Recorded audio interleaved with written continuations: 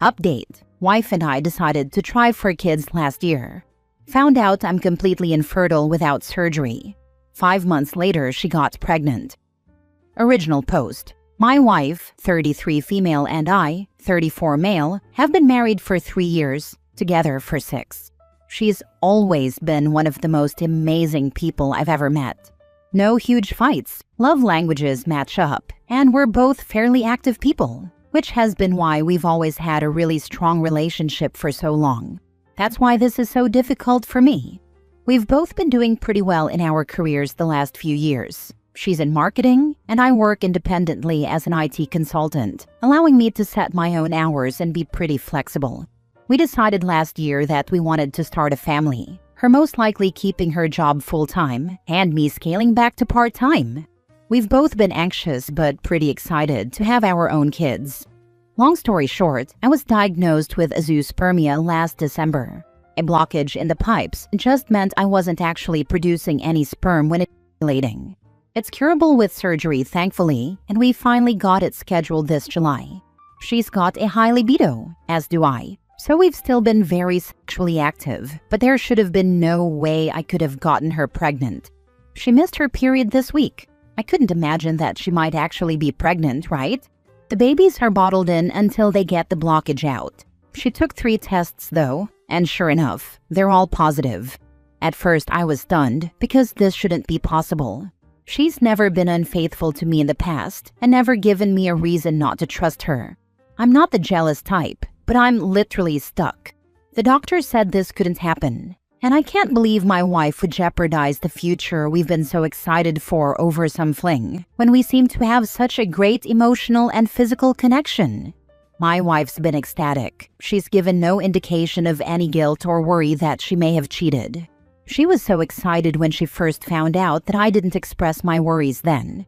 But she left for work and now I feel completely torn. What if she did cheat?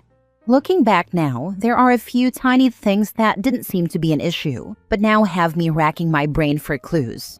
Her job often has her taking clients out for dinner, and it's not uncommon for her to get back later in the evening. She definitely had a busy last few months, but that's not uncommon for her job. She always wears one of the same 2 perfumes. But she came back one night smelling completely different.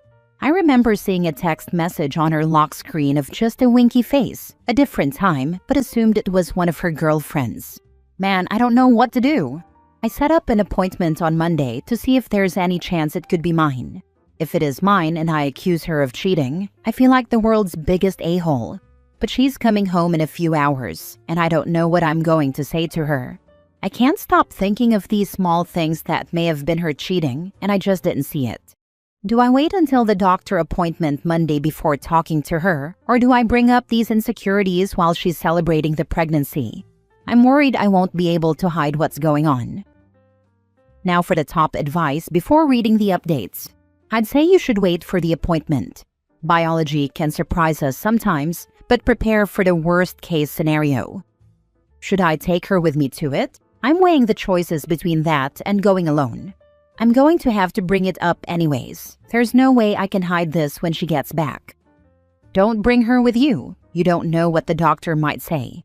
If the news is good, congratulations, my man. If the news is bad, just take some air and be as calm as possible. She knows you're blocked up, yes? If so, her reaction doesn't make a damn bit of sense for cheating. Doesn't make sense for some weird surprise in vitro either, since in a month you're gonna be filling homegirl's oven with enough baby batter to get the lily fella cooking yourself. Occam's razor is her cheating, but I've got a suspicion this is a medical mystery, not a matter of fidelity. She definitely knows. Yeah, I agree. That's why this is so difficult to know how to feel. I don't know if my instinct is trying to tell me something, or I'm just overreacting since I've been cheated on before. Edit/mini update. I should add it I've been cheated on before. Our relationship has been pretty healthy, but that old fear is creeping back in now. I'm not sure how to just wait until the appointment. I really hope y'all are right that some freak sperm made it past. My wife's coming home though in an hour, and I have to decide if I'm going to put on a happy face until Monday or not. She texted saying she's going to be home late. This is bringing up some old emotional scars, I think, and it's just messing with me. I'm usually never this insecure or uncertain about being straightforward. I think I need to just find some way to bring it up without being accusatory. Now for the first update. First, I just want to thank everyone who reached out and offered their story about similar situations. I can't believe how many people are told they're completely sterile and end up being able to have kids anyway. I took a lot of what you guys said to heart. I had an ex from years ago who ended up cheating on me, and it really left a scar for a while. It wasn't until I got more involved with sports and getting in better shape that I was able to try and move on. My wife and I actually met in a soccer league we were in together. We've had so much trust for so long that I thought those fears had gone away. It wasn't until now that I really started to feel shaken like that again. But I didn't want to let my past get in the way of what could be just a huge blessing. A few people really articulated the right way to communicate my feelings in a way that wasn't accusatory and respectful of my wife, who's never given me a reason to doubt her. It's not uncommon for her to sometimes be home late, and she'll usually like to go straight to bed. I didn't want to dump this on her immediately and decided to give myself a night to sleep on it. I got up pretty early. Just being restless, went for a run, and cleared my mind. I couldn't wait any longer. I made our favorite omelets and told her I needed to talk about something. You know I'm not Ashley, right? She knows me well. Ashley's my ex who cheated. So first I apologized. I apologized because I let this build up in my head for so long without talking with her about it sooner. What should be a blessing has been nothing but insecurity and fear for me. We talked for a while. I told her how happy it made me to see her ecstatic and excited for the baby. I told her how much I loved the relationship that we've built together, and I felt like an a-hole for questioning her loyalty. She had never given me a reason not to trust her, and I still couldn't emotionally get over the thoughts of infidelity because of my ex.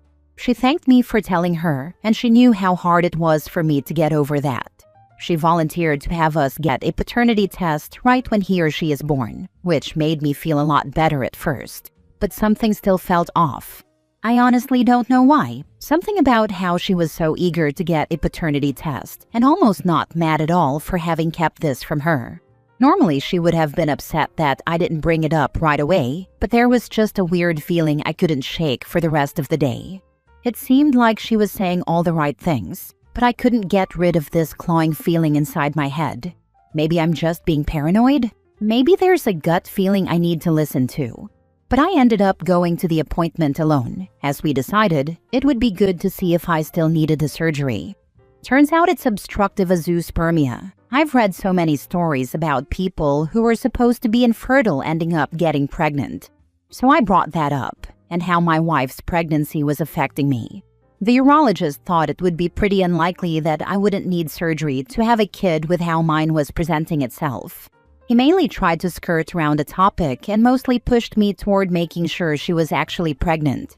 Being there didn't really help. I feel like I just got more uncertainty. She had another night being out until 8:30 last night. We talked about scheduling an appointment to verify the pregnancy when she got home. She seemed a little confused, but then quickly agreed. She promised to do it in the morning. I asked how work had gone, and she gave me a kind of non-committal answer about her boss pushing her too much and being stressed out. There's nothing huge there, but she just seemed off. I really couldn't put my finger on it.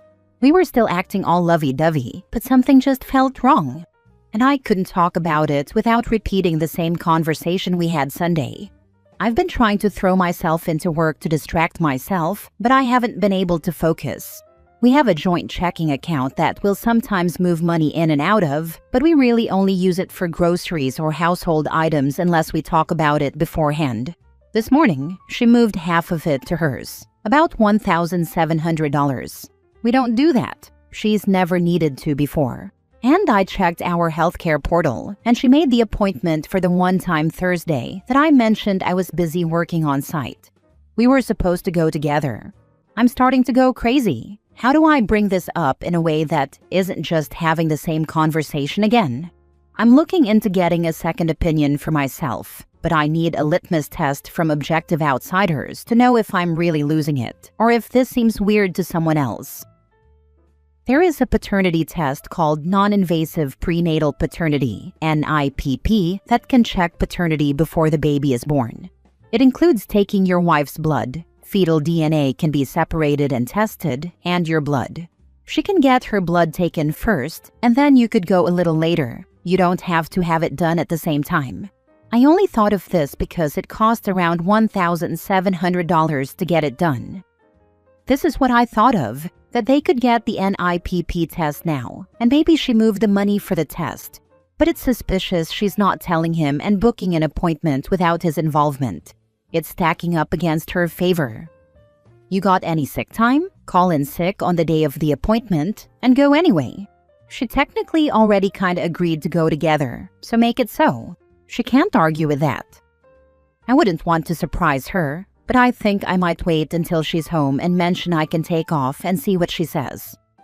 Solid plan. Honestly, I hope it ends up just being a misunderstanding for your sake, but it's better to be sure, and it's not as though you're being unreasonable. Thank you. I'm trying to get all my uncertainty out here to make sure I don't act just on fear. I'm a little uneasy about how popular the post got though, even though she rarely uses Reddit. I'll probably have to take this down eventually. Second update. I've been trying to center myself. We talked calmly for a bit on the phone. She claimed she moved the money out in anticipation of the deductible payments she'll have with different visits. I didn't bring up anything else, but she seemed a little impatient with me, probably rightly so, and implied we'd have a longer talk when she gets home. I'm just trying not to overreact right now. I don't know what to think. This is either a misunderstanding on my side and I'm a father, or not. Thankfully, she's not working late today. Thank you to those who are trying to keep me grounded. Third update. I went for a long run to clear my mind. Got a shower and then my wife should be home. I'm going to go into the conversation with no judgment, just objectively lay out the facts and why I've still been struggling personally with some of them. Regardless of what happens, I'm done with any confusion left between us. Thanks to those who messaged me and gave advice. Now for the last update. I'm sorry to drag y'all through the worst of my insecurities. I definitely channeled quite a bit of my negative stuff into what I posted.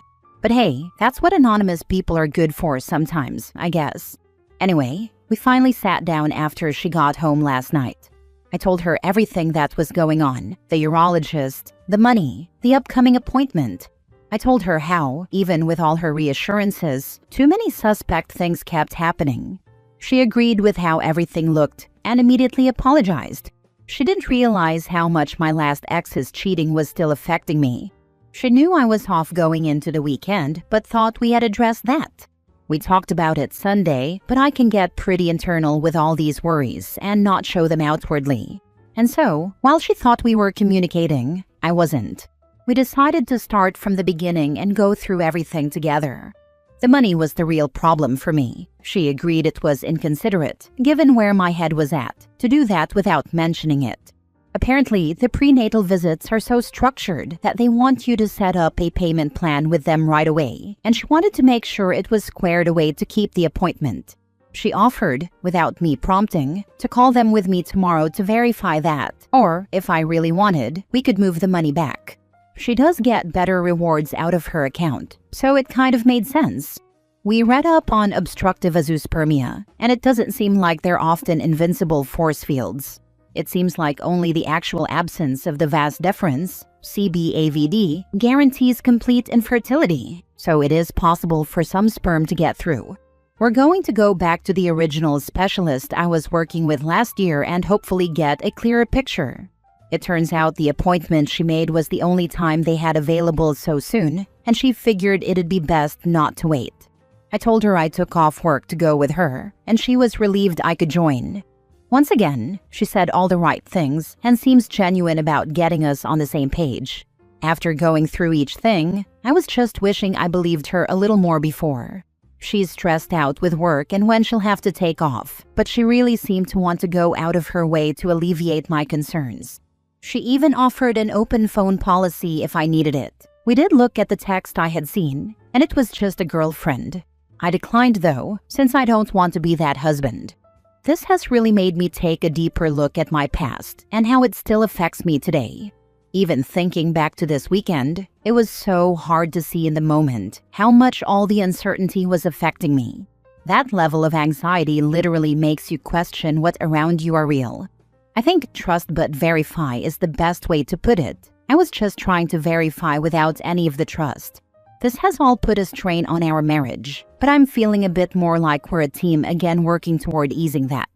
She thought that a nip ASAP was a great idea, as long as we also get some kind of counseling together. I'm not big on therapy, but I can probably agree that it will most likely help. I'm feeling a little better about everything. Thanks again to everyone who reached out and shared their own stories. Every other comment here I read was a story of a family member who was supposed to be barren and ended up popping out triplets. And most of all, to those who helped me try to communicate fairly through all of this. It's time for me to hopefully be a father. Edit/update. The paternity test came back initially positive for anyone who's going to see this. It's excellent that your wife was able to not be defensive and to identify with your jilted and wounded perspective to see how things could be negatively interpreted by you. Speaking for the whole internet here, we wish you and your new family the best and that you continue down your healing road. Yeah, it takes a special kind of person to be this understanding when they've done nothing wrong, especially while pregnant. OP is a lucky man. I'm glad it worked out. All I can suggest at this point is to remember that you're not the only person who went through a traumatic event here. Your wife did as well. She realized her husband does not fully trust her, regardless of whether it's within your control or not. Please keep the lines of communication open with her and spend time together to rebuild that trust for both of you. Last story. Told my in-laws we're getting divorced because my wife cheated on me since they thought I was leaving her because of her weight.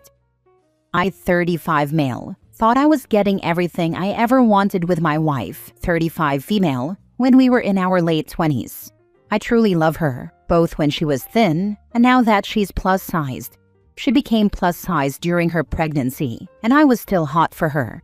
But she hated her new body and felt ugly despite all my compliments. Over the years, she gained more weight and felt worse about herself. More recently, she cheated on me. She had felt so low about herself that she wanted to see if men who didn't have to love her would find her sexy. I didn't have to love her because we have a child together. I love her because she's her. We're getting a divorce, and I wanted the process to be peaceful.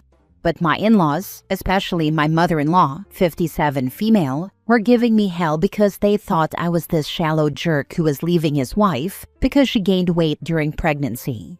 I was confronted by her parents again, and I told them the truth. Now my in-laws are giving my wife hell, and she's miserable. I don't want her to be miserable. I just wanted my in-laws off my case. No, you are not the a-hole. Your wife is, though. She lied to her parents about why the marriage ended. Instead of getting the therapy she obviously needs, she chose to cheat. She cheated and then lied about it. You're allowed to correct the record. Given how my wife's self-esteem is so low, she may honestly believe that's why we're getting divorced. She's so convinced that I'm not attracted to her anymore and that I had fallen out of love with her. No amount of evidence has been able to convince her otherwise. She lied to them to make you the bad guy. She needs help. I also gained a lot of weight over the years, pregnancy and then an injury making me permanently disabled. I gave my significant other every opportunity to leave. I was miserable. I am not trying to one-up or compare miseries, different bodies, different experiences. What she did was inexcusable. She hurt you, betrayed you, and then tried to blame you so she didn't have to take accountability. You 100% did the right thing by telling them. However, if you can, tell them to get her some help and support and not beat her further into the ground. She dug herself a hole. They don't need to bring in a backhoe.